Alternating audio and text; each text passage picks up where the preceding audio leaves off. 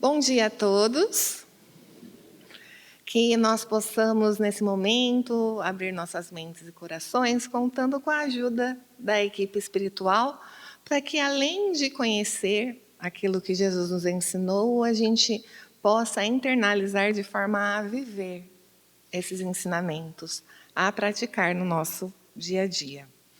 Hoje, nossa reflexão está no capítulo 12 do livro Evangelho segundo o Espiritismo. Nós iniciamos esse capítulo hoje e tem como tema Amai os vossos inimigos. Esse ensinamento foi trazido por Jesus durante o Sermão do Monte, ou Sermão da Montanha, logo após as bem-aventuranças. Então, Jesus, aprofundando os seus ensinamentos, queria transformar realmente aquilo que aquele povo já sabia, que era a lei do Antigo Testamento. Jesus, após falar que ele não veio para destruir a lei, ele veio complementar com novos ensinamentos, e esse foi um deles. Ele nos diz, conforme está registrado no Evangelho de Mateus: aprendeste que foi dito: amareis o vosso próximo e odiareis os vossos inimigos. Eu, porém, vos digo: fazei o bem ao que vos odeiam e orai pelos que vos perseguem. Então ele completa com uma pergunta, que é a nossa reflexão também de hoje.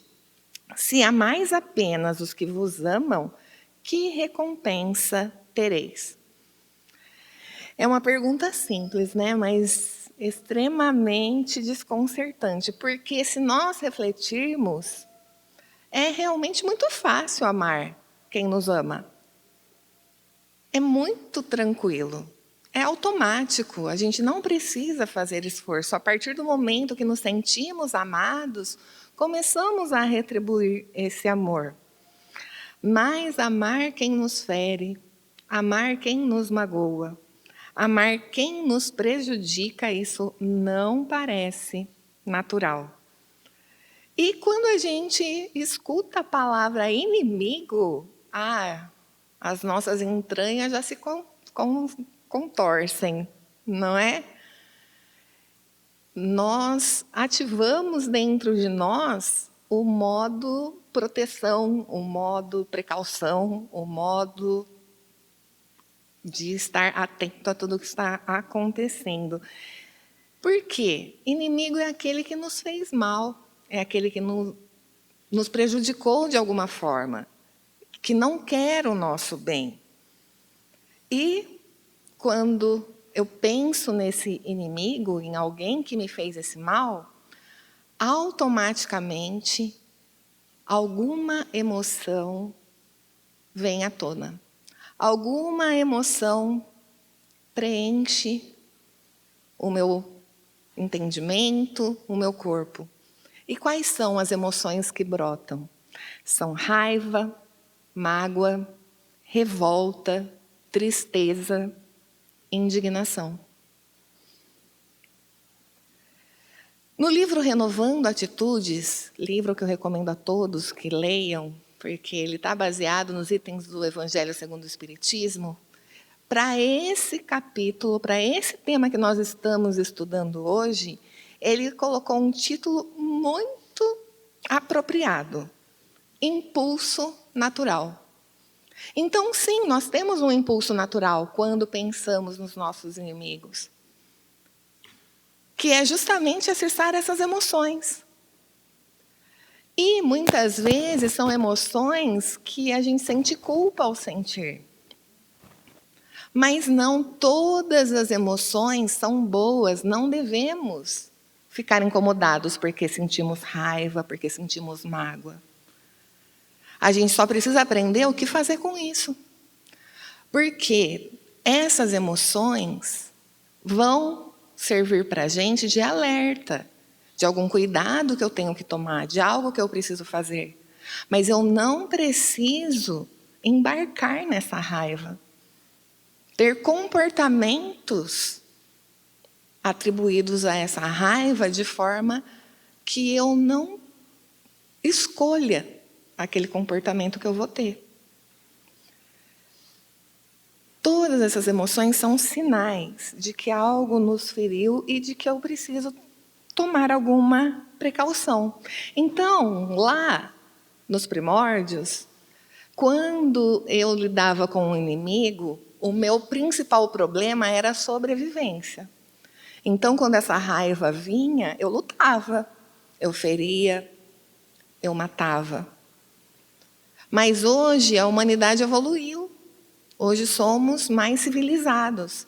E o meu inimigo hoje não é o mesmo lá dos primórdios. Nós não estamos lutando pela mesma caça, nós não estamos lutando pelo mesmo território, embora tenha ainda, né, quem lute no planeta. Mas hoje os nossos inimigos são pessoas que não concordam com a gente, que têm opiniões diferentes, que nos passam a perna para conseguir algo que a gente queria, que usam de mentira. Então, a forma de eu lidar com isso também tem que ser diferente. Por isso, desse ensinamento de Jesus. Quando eu estou à frente do meu inimigo hoje, eu não preciso partir para o ataque. Na verdade, eu vou escolher o amor. Escolher o que Jesus está nos ensinando de amar o inimigo. Mas aí surge uma dúvida muito comum também. Miriam, é impossível amar o inimigo. Como que eu vou amar alguém que quer o meu mal? Que quer me ferir? Nós temos na língua portuguesa uma palavra, muitos significados. E amor e amar também tem vários significados. Porque quando a gente pensa em amar, o primeiro significado que nos vem é de carinho, de afeto, de querer estar junto, de compartilhar momentos. Só que a gente vai fazer isso com os nossos inimigos? É isso que Jesus está nos ensinando aqui?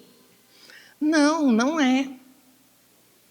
Então vamos entender qual é o amor que Jesus está falando.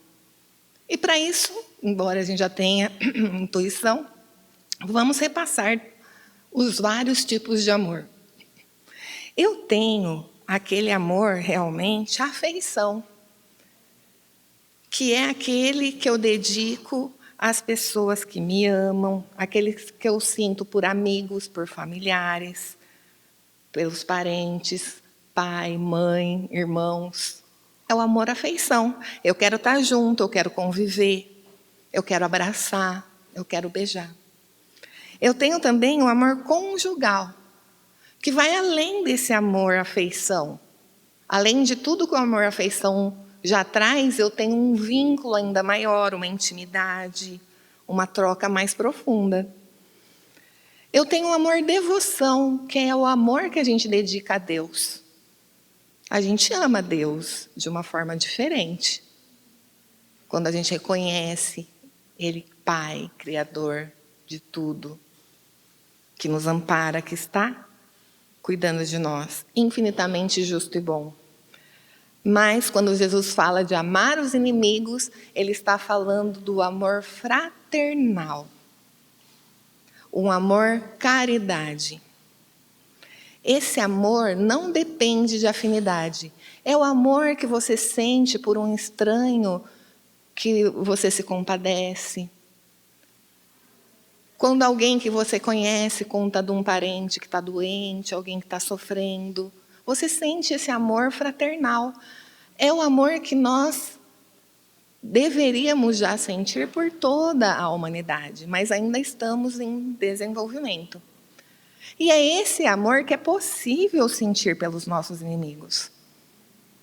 Jesus não está nos orientando aqui que nós realmente tratemos o inimigo como um amigo.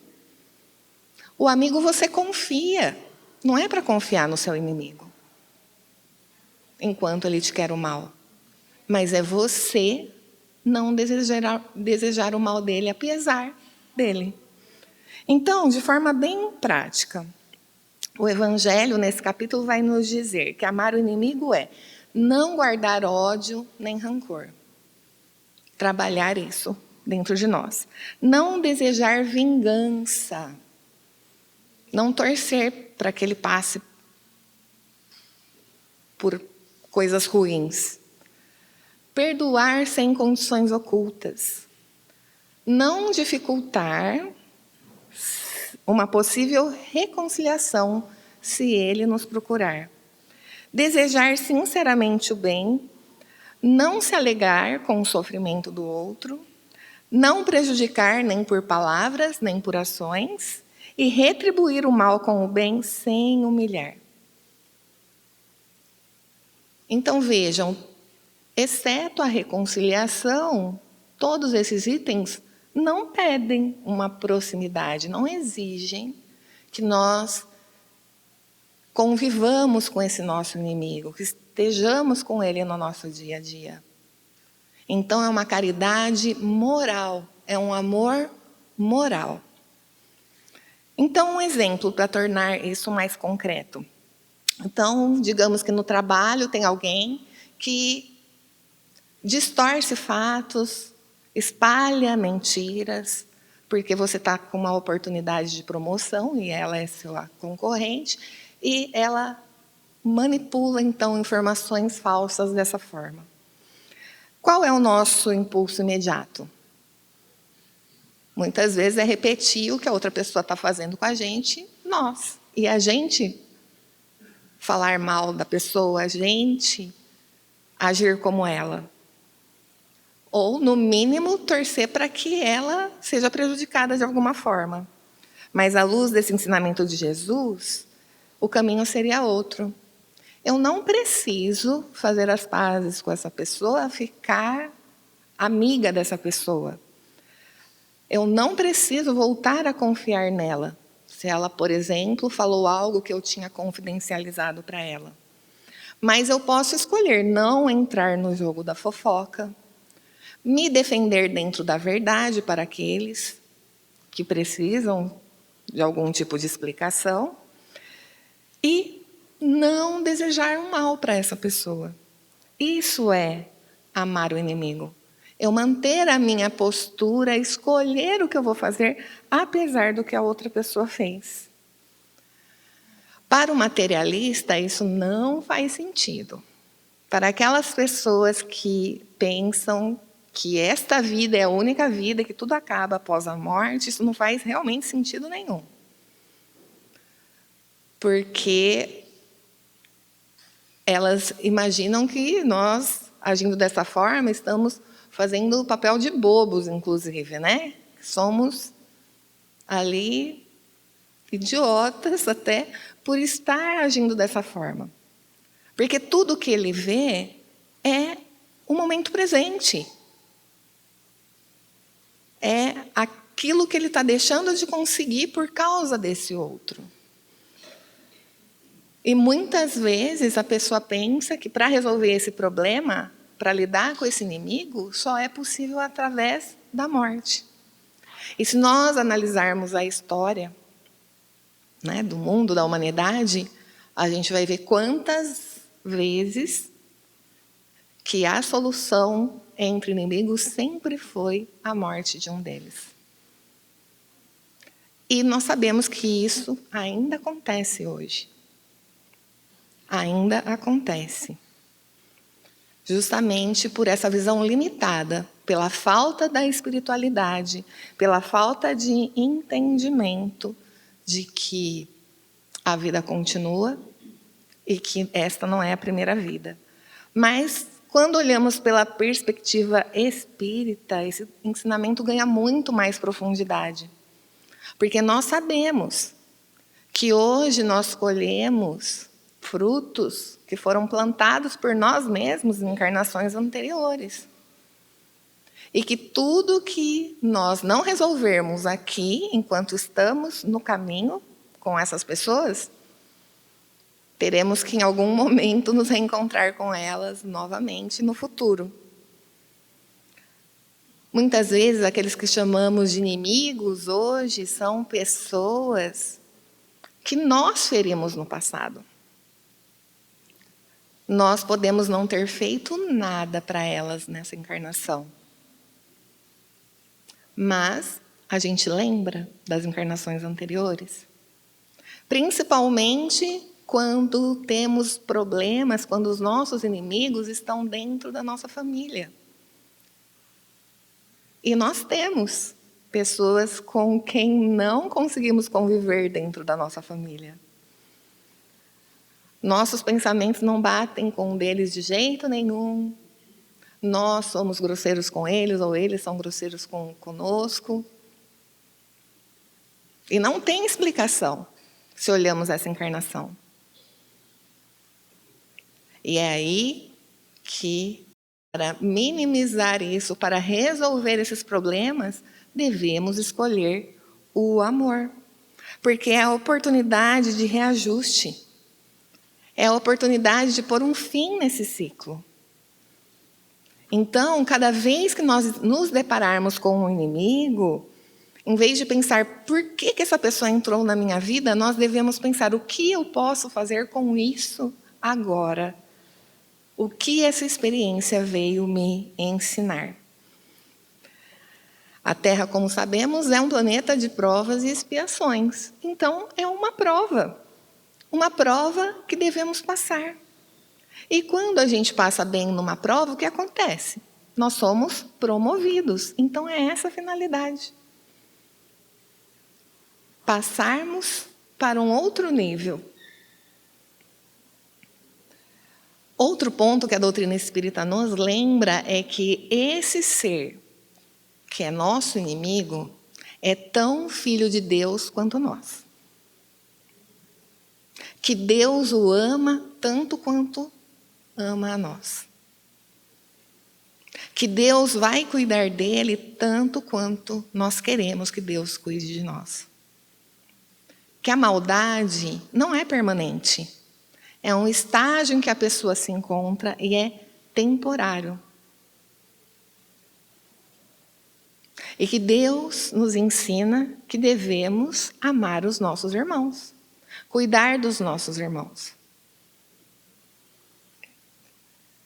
Se ele hoje está no mal, um dia ele vai compreender. E como espíritos, a morte não resolve conflitos. Muitos casos de obsessão espiritual são decorrentes desse tipo de inimizade que não foi resolvido enquanto estávamos no caminho.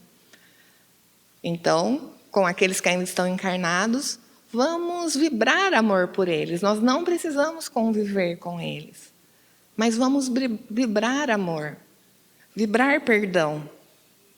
E com os desencarnados, a mesma coisa. Como? Através da prece. Orando por eles, pedindo por eles, para que sejam amparados, para que sejam socorridos. E pedindo perdão, mesmo que nós não lembremos. Vamos pedir perdão para eles. Pedindo para que eles verifiquem que nós somos outras pessoas hoje, que estamos no caminho do bem, que independente do que fizemos, não faríamos novamente. E nós também perdoar. Gostaria de trazer uma nova parábola aqui para vocês. Um viajante carregava uma mochila cheia de pedras. Cada pedra tinha um nome. Mágoa, raiva, ressentimento, vingança. Com o tempo, o peso dessa mochila ficou insuportável. Ele mal conseguia caminhar. Um dia ele encontrou um sábio que lhe disse: "Por que você carrega tudo isso?" O viajante respondeu: "Porque me fizeram mal. Eu não posso esquecer." O sábio então disse: "Perdoar não é esquecer. É decidir que você não vai mais carregar o que te machuca." E aos poucos, o viajante começou a retirar as pedras da mochila. A cada pedra deixada no chão, ele se sentia mais leve. Até que percebeu algo importante. As pedras nunca estiveram presas nele. Ele é que estava preso às pedras. Então, praticar o perdão com os nossos inimigos não é facilitar a vida do nosso inimigo. Não é porque ele merece ou não merece. Quem merece somos nós. Porque o perdão liberta. Ah, Miriam, mas eu nunca vou esquecer. Não, nós não vamos esquecer. Nós não vamos tratar o inimigo como amigo. Mas nós vamos entender que a justiça divina vai cuidar de tudo. Que não precisa que eu embainhe essa espada. Que Deus está no controle.